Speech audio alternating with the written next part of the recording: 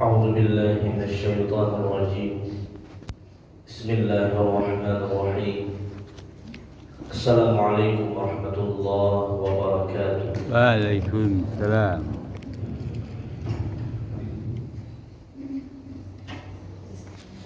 الحمد لله الحمد لله الذي أنزل السكينة في قلوب المؤمنين ليزدادوا إيمانا مع إيمانهم ولله جنود السماوات والأرض وكان الله عليما حكيما. أشهد أن لا إله إلا الله وحده لا شريك له وأشهد أن محمدا عبده ورسوله صلى الله عليه وسلم المبعوث رحمة للعالمين الذي لا نبي بعده. اللهم فصل وسلم وبارك وأنعم على هذا النبي الكريم وعلى آله وصحبه ومن تبعهم بإحسان إلى يوم الدين. أما بعد، kaum muslimin wal muslimat, hadirin wal hadirat, Bapak Ibu jemaah Masjid Surau Darul Jannah yang semoga senantiasa dirahmati dan dimuliakan oleh Allah Subhanahu wa taala. Puji syukur kehadirat Allah Azza wa Jalla. Alhamdulillah, Allah Subhanahu wa taala senantiasa memberikan kepada kita berbagai macam nikmat dan karunia, sehingga pada subuh ini kita berkumpul di Allah Subhanahu wa taala untuk melaksanakan ibadah dan ketaatan kepadanya serta menghadiri majlis ilmu, mempelajari Al-Qur'anul Karim. Kemudian salawat dan salam kita mohonkan kepada Allah agar disampaikan kepada Nabi kita Nabi Muhammad sallallahu alaihi wasallam. Allahumma shalli ala Muhammadin wa ala ali Muhammad. Semoga salawat dan salam juga tercurah kepada keluarga beliau, kepada ummahatul mukminin, kepada para sahabat dan orang-orang yang mengikuti beliau dengan benar hingga hari kiamat. Bapak Ibu rahmati Allah Subhanahu wa taala, kembali kita melanjutkan kajian tafsir Al-Qur'an. Pada pertemuan sebelumnya kita membahas tafsir surah Al-Baqarah ayat 172 dan 173. Insyaallah taala pada subuh ini kita lanjutkan dengan ayat 174 sampai 176. Al-Baqarah 174 sampai 176. Di ayat 174 Allah Subhanahu wa taala berfirman, Innal ladzina yaktumuna ma anzalallahu minal kitab wa yashtaruna bihi thamanan qalila ulaika ma ya'kuluna fi butunihim illa an-nar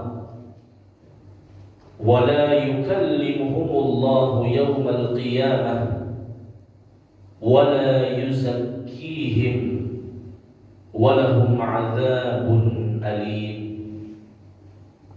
Sesungguhnya orang-orang yang menyembunyikan apa yang telah Allah turunkan berupa kitab, kemudian menjualnya dengan harga yang murah, mereka itulah orang-orang yang di hari kiamat menelan api neraka ke dalam perutnya.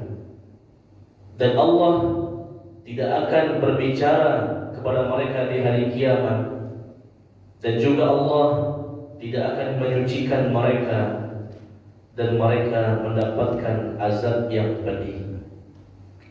Bapak Ibu rahmati Allah Subhanahu wa taala. Di sini Allah menyebutkan ada manusia yang menyembunyikan apa yang Allah turunkan dalam kitab, serta memperjualbelikannya dengan harga yang murah. Mereka adalah Al-Yahud, orang-orang Yahudi. Mereka mengetahui kebenaran namun tidak mau mengikutinya dan menyembunyikan kebenaran tersebut kepada manusia yang lainnya. Itulah maksud firman Allah, innal ladzina yaktumuna ma anzalallahu minal kitab.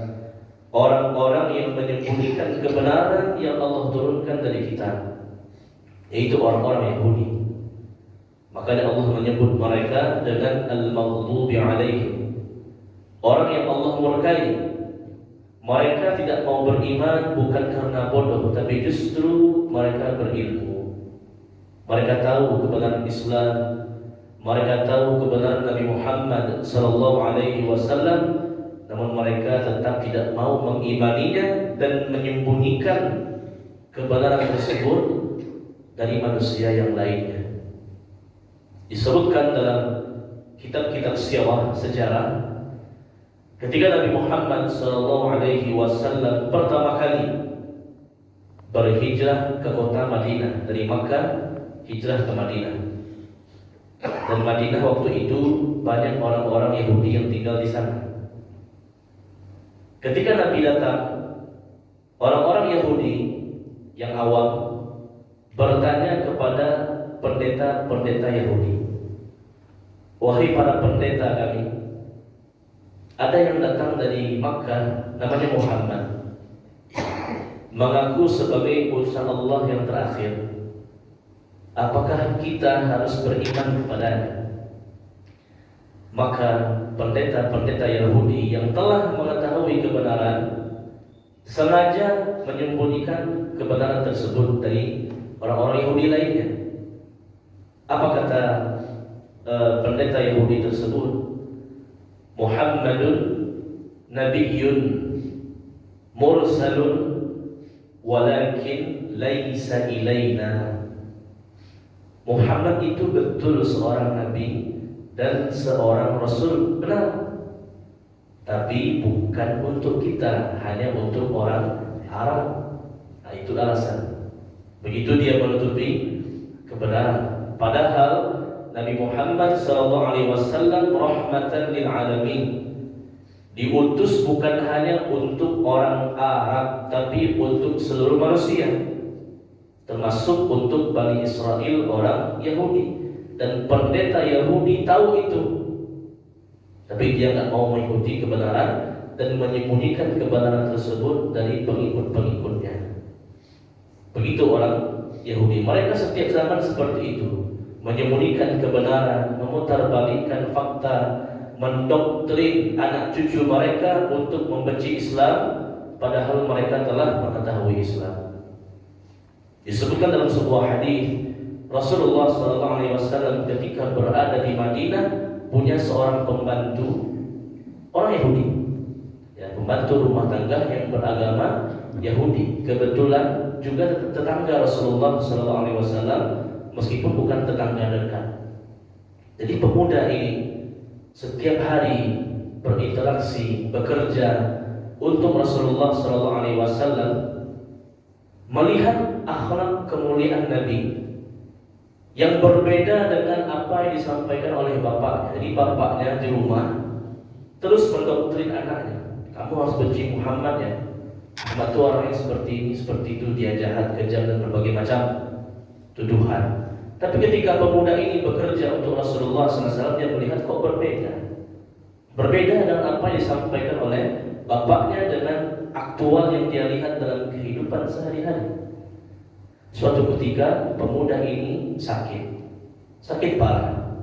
Allah takdirkan dia sakit. Maka Rasul membesuknya, Rasul menjenguk, dia sakit.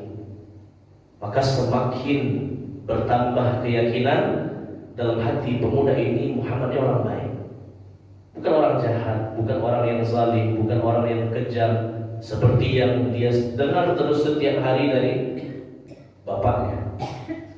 Rasul mengambil kesempatan ini mengajak pemuda tadi untuk mengucapkan 2 kalimat syahadat.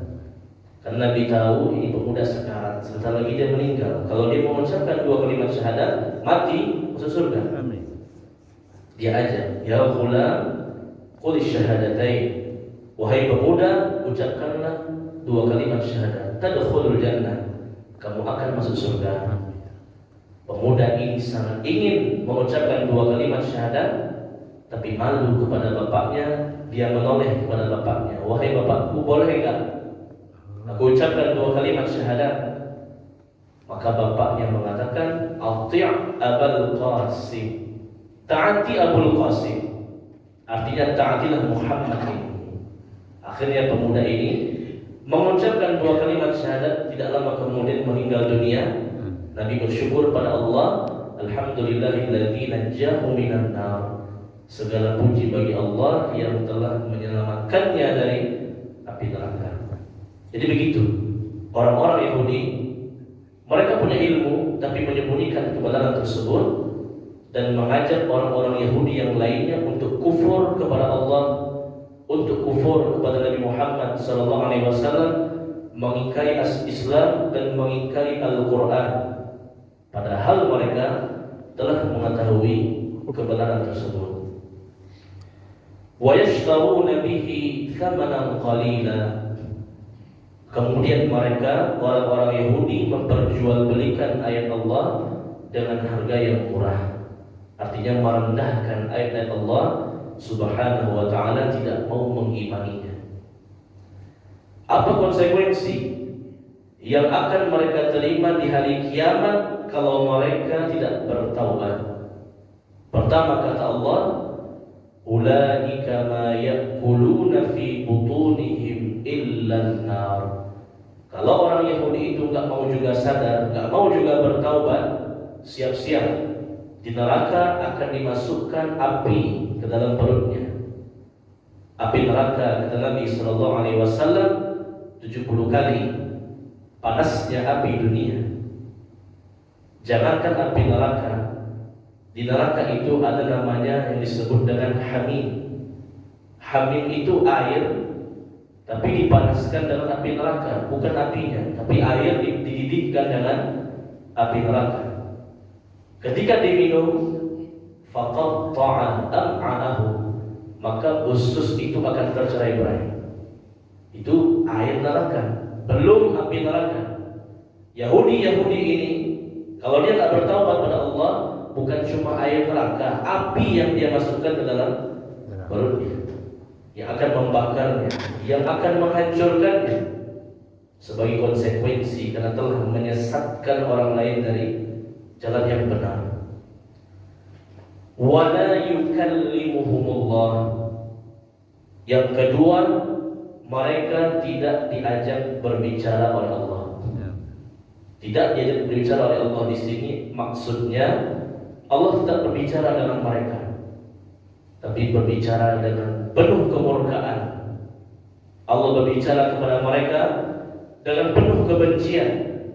Fadzuqul 'adzaba bima kuntum takfurun, kata Allah. Rasakanlah azab ini akibat kekufuran, akibat pembangkanganmu. Semua manusia di hari kiamat Allah ajak berbicara. Kalau orang beriman, Allah berbicara dengan lembut. Wahai orang beriman, wahai orang yang bertakwa, fadkhuli fi ibadi wadkhuli jannati. Masuklah ke dalam surgaku, masuklah ke dalam hambaku yang beriman. Allah berbicara di hari kiamat. Kalau kepada orang beriman dengan penuh kelembutan, kepada orang kafir tidak. Fadzuqul 'adzab, rasakan azab. Fadzuqu bima nasitum liqa'a yaumikum hadza. Rasakanlah azab ini karena dulu kamu di dunia tak mau beriman. Orang kafir juga diajak berbicara oleh Allah, tapi dibentak, dimarahi, dilaknat, dikutuk oleh Allah Subhanahu wa ta'ala, terutama orang-orang Yahudi. Faba'u bi ghadabin 'ala ghadab. Mereka Allah murkai setelah dimurkai sebelumnya. Wala yuzakkihim, dan orang-orang Yahudi tidak akan disucikan. Apa maksud tidak disucikan? Api neraka itu murni azab untuk mereka. Orang beriman, orang Islam kalau masuk neraka itu sebagai penyuci dari dosa.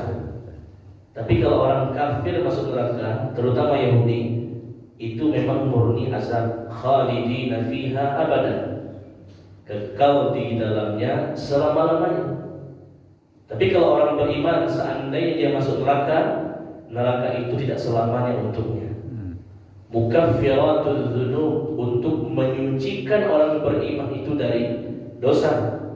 Ketika dosanya telah habis, dia akan dimasukkan ke dalam surga. Akhriju minan nar man kana fi qalbihi la ilaha illallah.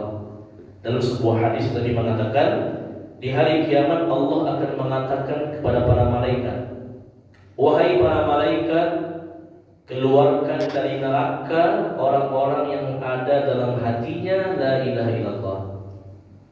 Dalam riwayat yang lain, akhriju minan nar man kana fi qalbihi mithqala dzarratin minal iman. Wahai para malaikat, keluarkan dari neraka orang-orang yang ada dalam hatinya keimanan meskipun sebesar biji zarrah. Ya, orang Islam, orang beriman, kalau masuk surga akan selamanya untuk menghapuskan dosa-dosanya. Ketika dosanya telah habis, dia akan dimasukkan ke dalam surga. Kata Nabi SAW, di keningnya tertulis Jahannamiyun, mantan penduduk Jahannam. Gak apa-apa, yang penting masuk surga daripada selamanya di neraka. Tapi kalau orang kafir, azab neraka itu murni sebagai azab yang akan mereka terima selama-lamanya. Tidak ada peluang lagi untuk keluar dari neraka. Yuriduna ay yakhruju minan nar wa ma hum bikharijina minha wa lahum 'adzabun muqim. Orang-orang kafir yang meninggal dalam kondisi kafir, tidak sempat mengucapkan dua kalimat syahadat, tidak ada ampun, nauzubillah, selamanya di neraka mendapatkan azab yang terus-menerus. Itu maknanya wala yuzakkihim, mereka tidak disucikan di hari kiamat. Mereka merasakan neraka murni sebagai azab, bukan untuk menyucikan mereka dari dosa.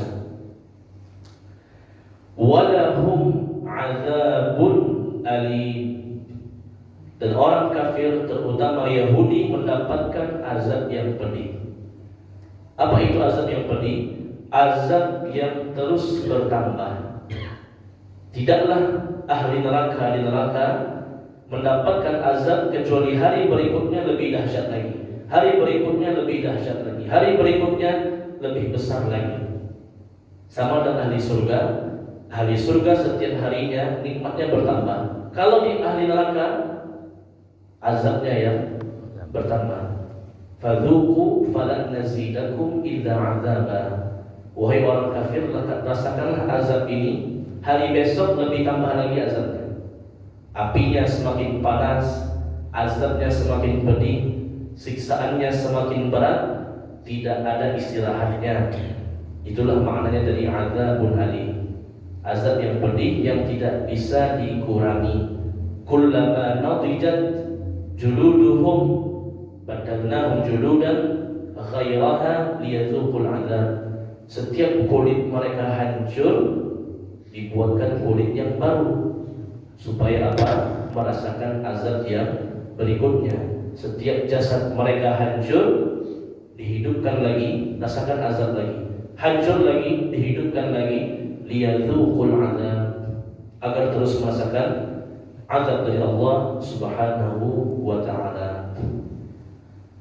Bapak Ibu rahmati Allah Subhanahu wa taala, ayat 175 Allah taala berfirman, Ulaika alladzina ishtaraw ad-dalalata bil huda wal 'adzaba bil maghfirah fama asbarahum 'alan nar.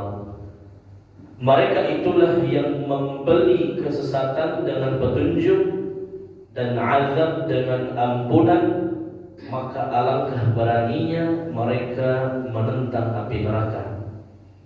Inilah kondisi orang kafir. Setiap manusia yang lahir ke dunia muslim, fitrah. Tapi kalau orang itu kafir, berarti dia telah menjual keimanannya, menggantinya dengan kesesatan. Dia telah menjual ampunan Allah diganti dengan azabnya. Kullu mauludin yuladu 'alal fitrah, kata Nabi. Setiap yang lahir ke dunia muslim, fitrah. Ketika dia dewasa dan dia tetap muslim sampai dia meninggal, berarti dia tetap mempertahankan petunjuk Allah. Tapi kalau dia tumbuh dewasa kemudian dia kafir, dia ingkar kepada Allah, berarti dia telah menjual petunjuk tersebut, menggantinya dengan kesesatan. Harusnya dia diampuni oleh Allah, justru dia nanti diazab oleh Allah Subhanahu wa taala. Alangkah beraninya dia masuk ke dalam neraka Allah Subhanahu wa taala. Ayat 176, "Dzalika bi anna Allah nazzala al-kitaba bil haqq wa innal ladzina ikhtalafu fil kitabi lafi shiqaqin ba'id." Yang demikian itu karena Allah telah menurunkan kitab Al-Quran di atas kebenaran, dan sesungguhnya orang-orang yang berselisih paham terhadap kitab tersebut, mereka dalam perpecahan yang jauh. Agar bisa selamat di dunia, di akhirat, berpegang teguhlah dengan Islam, dan Islam bersumber dari Alkitab, yaitu Al-Quranul Karim. Faman ittaba'a hudaya fala yadhillu wa la yashqa. Kata Allah dalam surat Taha, siapa saja yang mengikuti petunjukku, yaitu Al-Quran, fala yadhillu, dia tidak akan tersesat, wala yashqa, dan dia tidak akan sengsara, akan selamat dari api neraka. Nabi juga bersabda sebelum beliau meninggal, taraktu fikum amrayn ma in tamassaktum bihima lan tadhillu ba'di kitaballahi wa sunnati. Aku tinggalkan, aku wariskan kepadamu dua perkara, berpegang teguhlah dengan dua hal itu, kamu tidak akan tersesat, kamu pasti akan bahagia. Kitab Allah, kitab Allah yaitu Al-Quran, wa sunnati, dan sunnahku. Pegang dua ini, kamu pasti akan selamat. Sebaliknya, orang yang menyelisihi kitab, tidak mau mempelajari Al-Quran, tidak mau mengamalkan sunnah Nabi sallallahu alaihi wasallam, wa man a'rada an dzikri fa innahu ma'isyatan dhanka wa nahsyuruhu yaumal qiyamati a'ma. Orang-orang yang berpaling dari peringatanku, tidak mau berpegang dengan Al-Quran dan sunnah, maka di hari kiamat dia akan dibangkitkan dalam kondisi buta. Di dunia kehidupannya akan sempit. Qala rabbi lima hasyartani a'ma wa qad kuntu basira. Orang-orang yang tidak mau mengikuti petunjuk Allah akan bertanya, wahai Allah, sekarang kami buta, tidak bisa melihat. Padahal dulu di dunia kami bisa melihat, kok sekarang kami buta? Maka Allah menjawab, kadzalika atatka ayatuna fanasitaha wa kadzalika al-yawma tunsa. Dulu ayat-ayatku telah sampai kepadamu, Al-Quran telah dibacakan kepadamu, fanasitaha, tapi kamu menyia-nyiakannya, tidak mau membacanya, tidak mau mengimaninya, tidak mau mengamalkannya. Wa kadzalika al-yawma tunsa, maka pada hari ini kamu ditinggalkan oleh Allah Subhanahu wa ta'ala.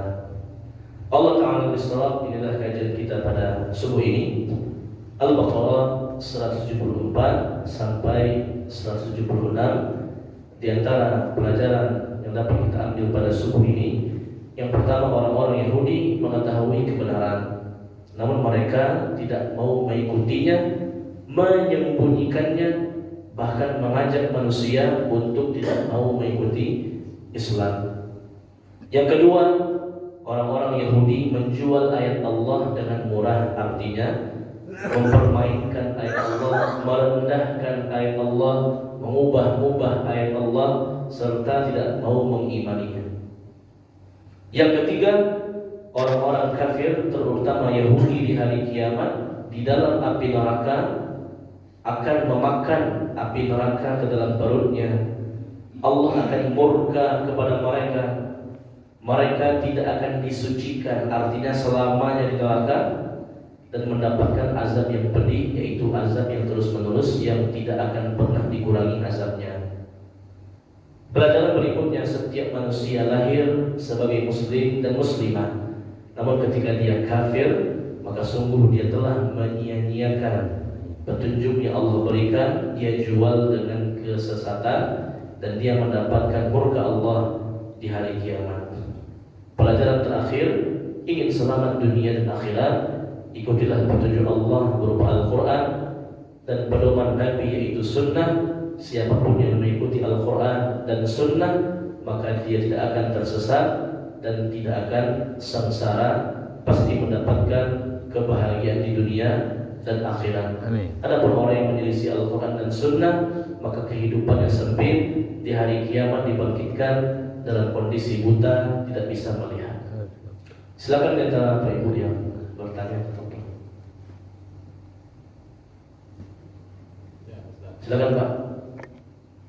Assalamualaikum warahmatullahi wabarakatuh. Waalaikumsalam. Yang pertama, menyembunyikan kebenaran.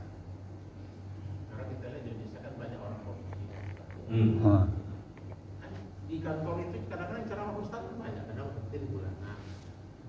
Cuman ustaz itu kadang-kadang bahan kesanang di orang itu kan di sampingnya kadang dia itu apa korupsi misalnya, dicontohkan makan yang bukan hak bapak 1 aja siksanya berat, aduh ustaz cerita yang makan daging nanti anak yang saya dia itu ustaznya lama. Kan kadang-kadang ustaznya dunia gitu kan yang lama-lama ketujuh orang itu tidak pernah menyampaikan yang tapi menyembunyikan apa tidak aja pertama. Kemudian menjual ayat-ayat Al-Quran kan dibeli ustaz, kan termasuk menjual nggak? Ya kan? Kita ada ayat menjual. Yang ketiga disebutkan hanya minuman awal gitu, dia kira cuma minum apa ada makan kan, misalnya Talaga Kausar awal nak awil lagi, aku udah ada makan gitu. Kemudian makan itu bahasa putih hari 2 kali sehari itu. Baik. Apa yang terakhir Pak Ustaz? 4. Karena dia bertanya. Siap. Mempertentangkan Al-Quran.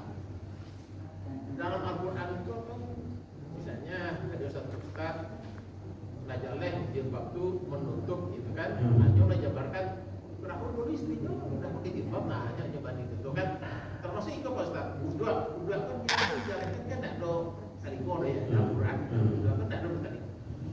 Ikut sih nama-nama asal Rasulullah katanya kan hadisnya tidak boleh ditambah-tambah seolah olah lebih pintar pada Nabi. Baik. Ya kemudian ditambah lagi gitu Pak Ustaz. Terima kasih Pak Ustaz.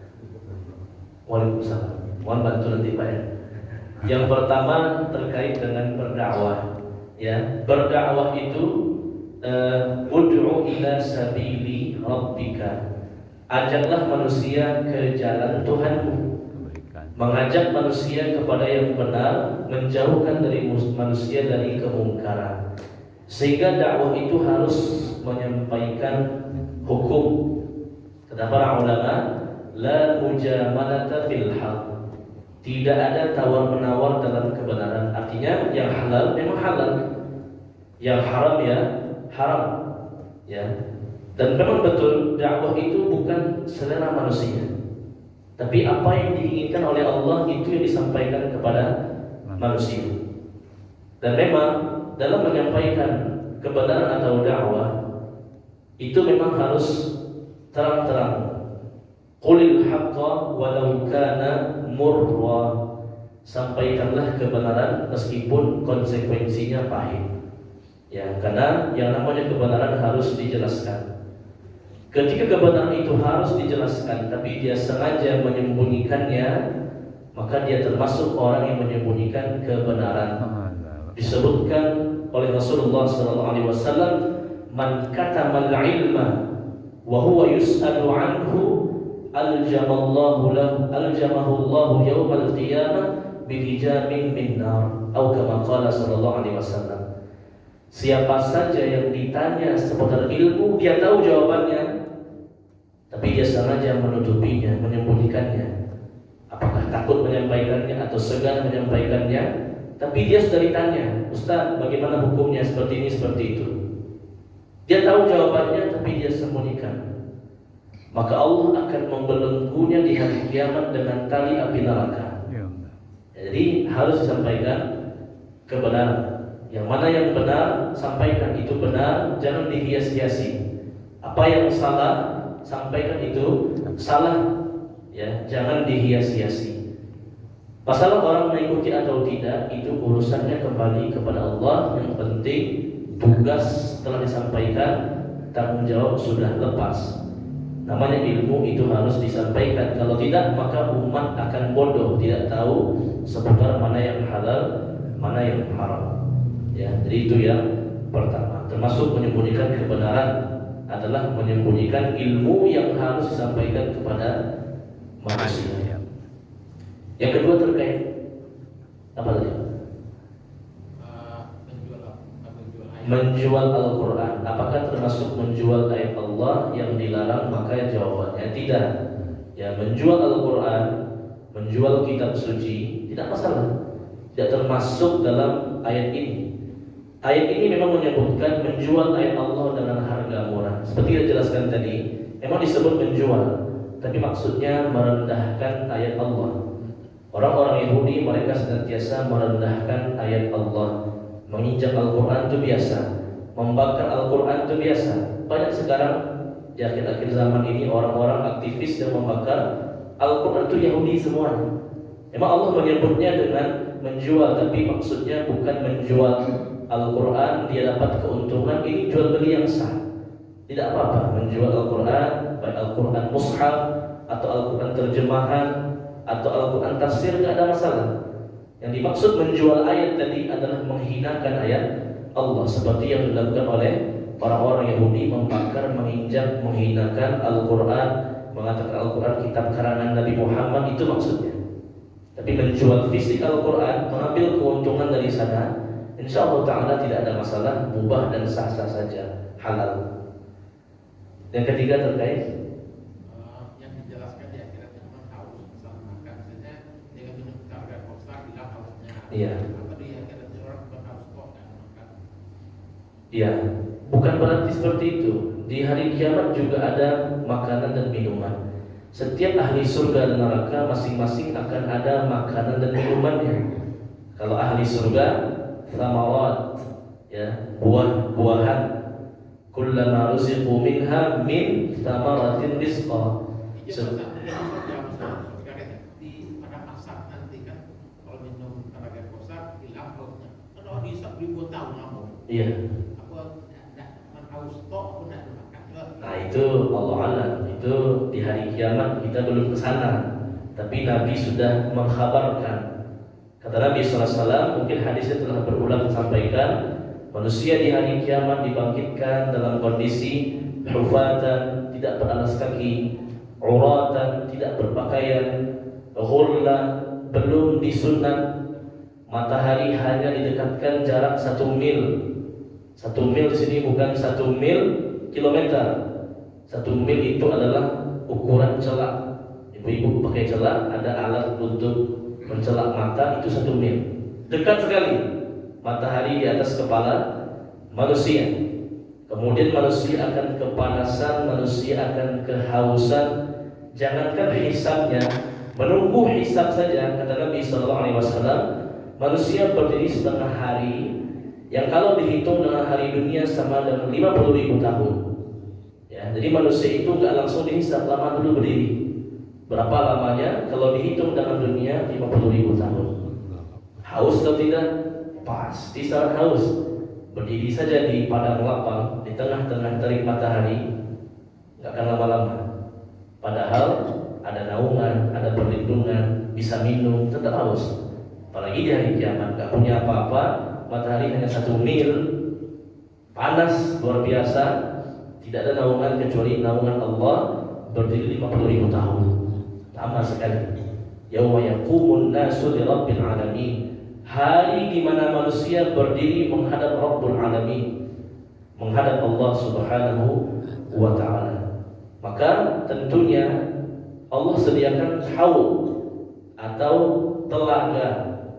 Setiap nabi punya telaga untuk umatnya yang beriman, bukan cuma Nabi Muhammad, Tapi semua nabi untuk orang-orang beriman dari umatnya punya telaga. Nabi Adam punya telaga, Nabi Musa punya telaga bagi orang-orang yang beriman. Dan Nabi kita punya telaga yang terbaik, namanya Al-Kautsar. Inna a'tainakal kautsar. Aku telah menyiapkan untuk wahai Muhammad Al-Kautsar, yaitu sebuah telaga. Kata Nabi SAW, telaga itu sangat luas antara Yaman ke Ailah atau Yordania.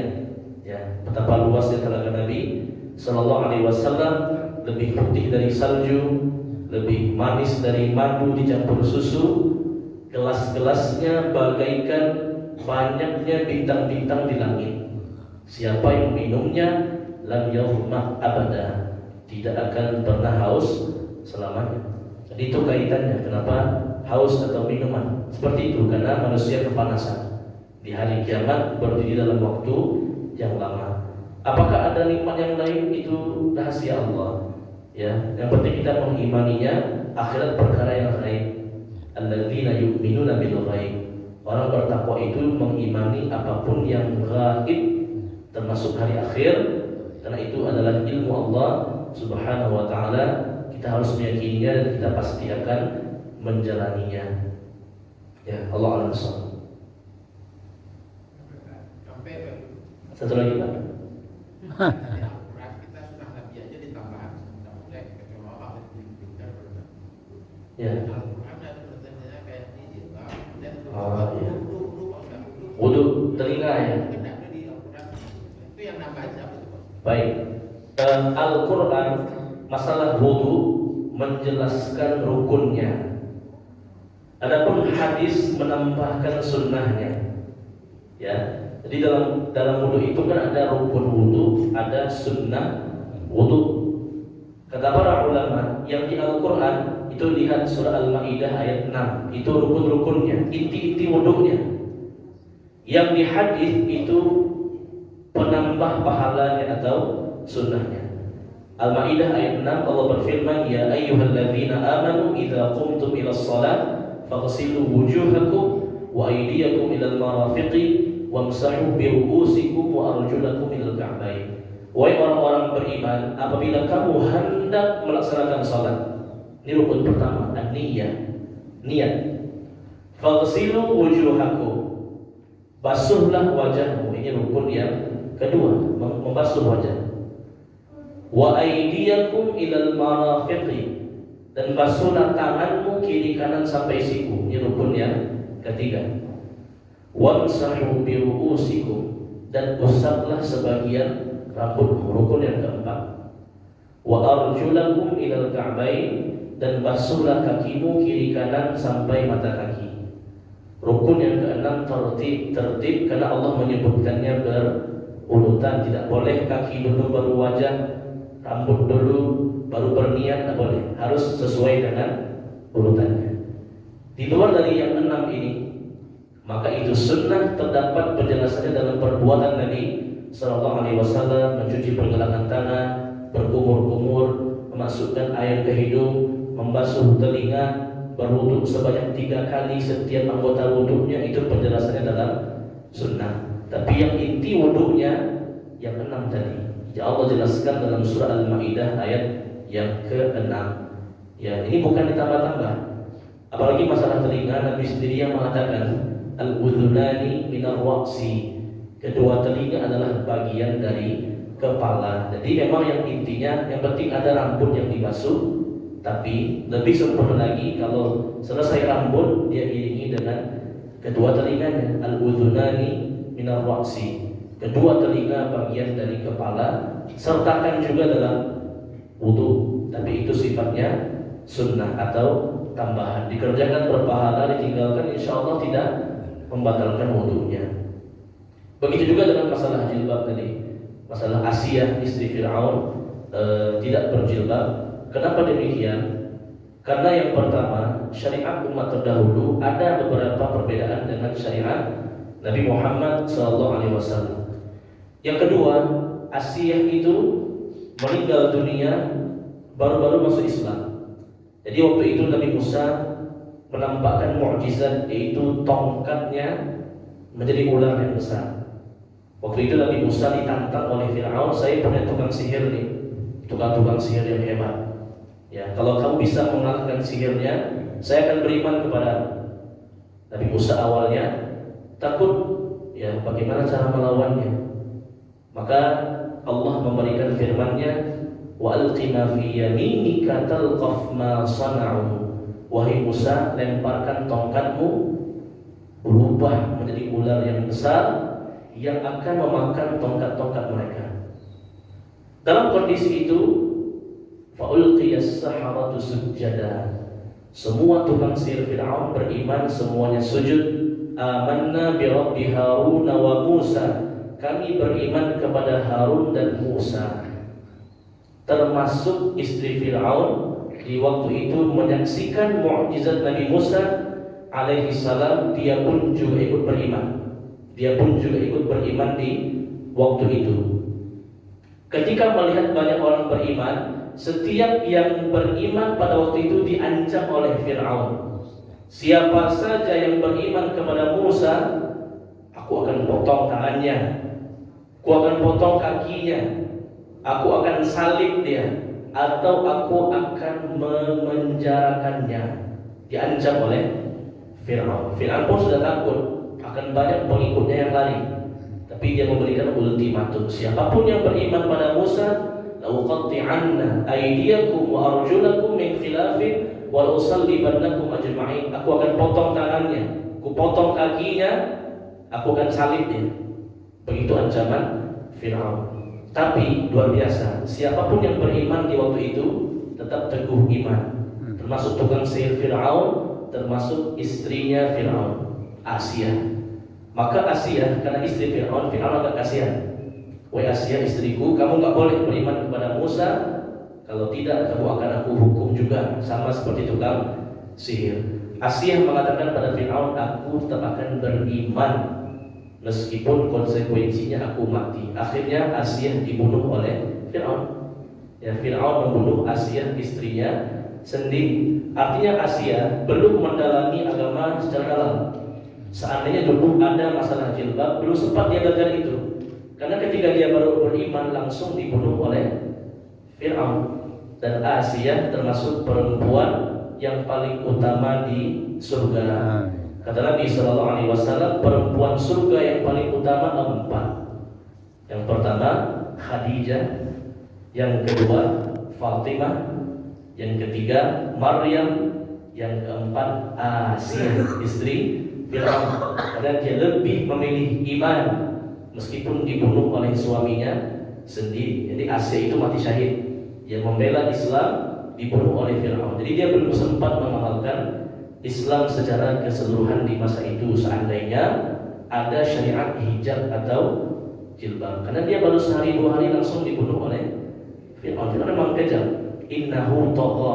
Fir'aun itu melampaui batas. Siapapun yang menentangnya, hatta istrinya, dia penggal, dia bunuh, mengaku dirinya sebagai Tuhan. Jadi Asia itu gak sempat mengamalkan Islam secara kafah. Dia langsung dibunuh oleh suaminya Fir'aun. Dan dia mati syahid menjadi perempuan-perempuan yang utama di surga. Ya, Allah a'lam bishawab. Silakan Bu. Boleh.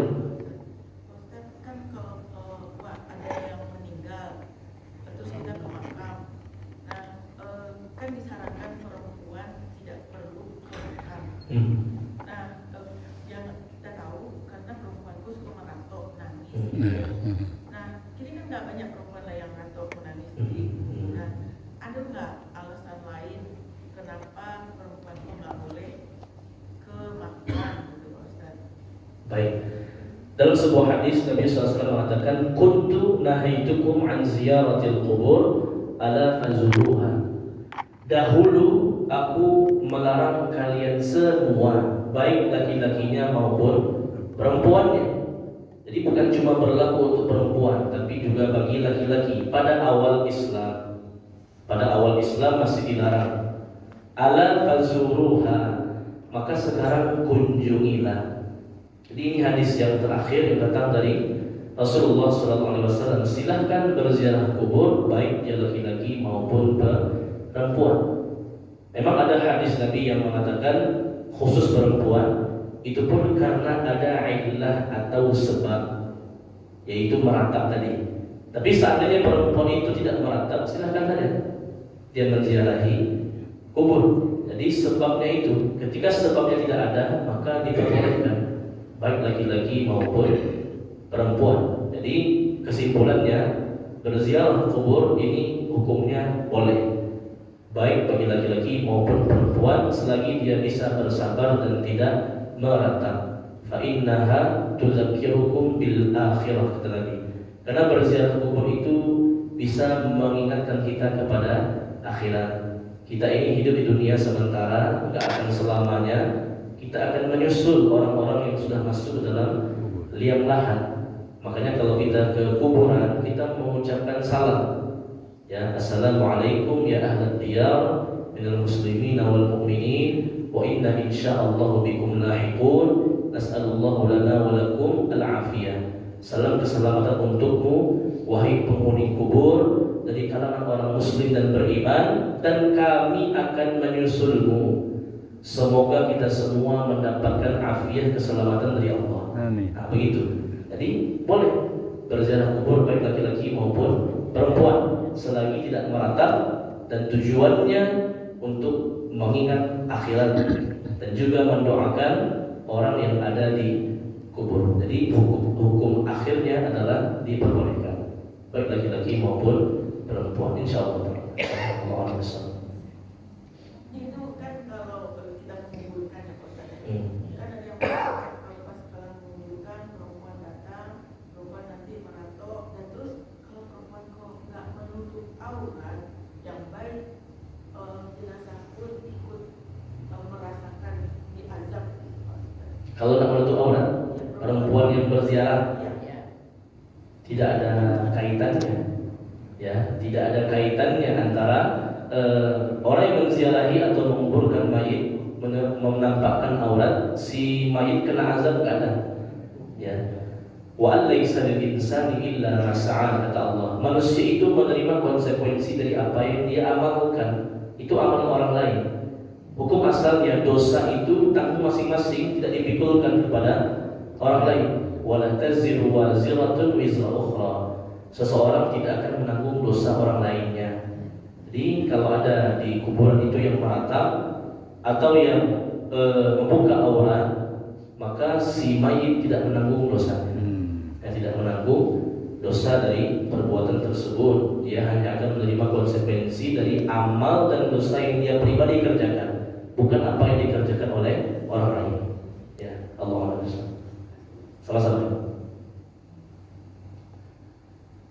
Oke. Kita cukupkan, mudah-mudahan bermanfaat, dapat kita pahami, dapat kita amalkan. Terlebih dan kurang dimaafkan. Subhanakallahumma bihamdik, asyhadu an la ilaha illa anta, astaghfiruka wa atubu ilaik. Wa sallallahu ala nabiyyina Muhammad wa ala alihi wa sahbihi walhamdulillahi rabbil alamin. Wabillahi taufiq wal hidayah. Assalamualaikum warahmatullahi wabarakatuh. Salam.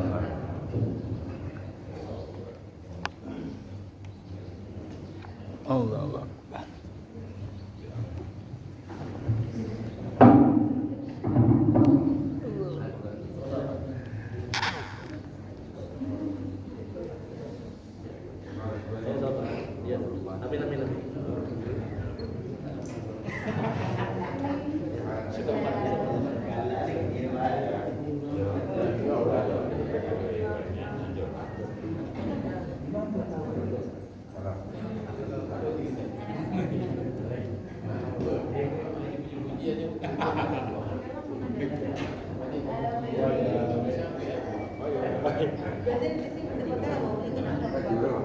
Aja lalu ya. Aja lalu ya.